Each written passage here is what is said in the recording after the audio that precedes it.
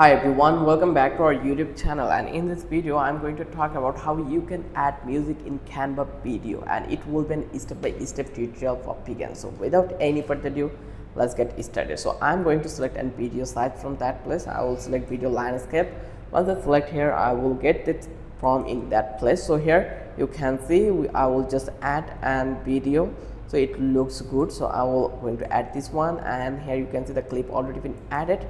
So now here I think I have an audio. Let's see.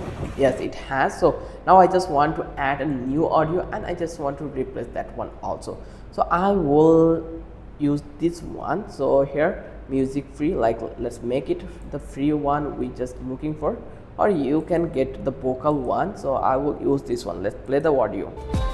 I think this one is quite good, so I will drag it drop and I will place it in that place, and I will just paste it here. And now eventually it already been pasted. Now if I play the video, then you will see that the audio already been integrated with my video clip. Let's play, and here eventually you can see the audio is working. So in this way you can add audio in that Canva. If you love this video, then don't forget to subscribe our channel and don't forget to hit the like button. Till then, have a good day. I will catch you in the next video with an interesting topic again.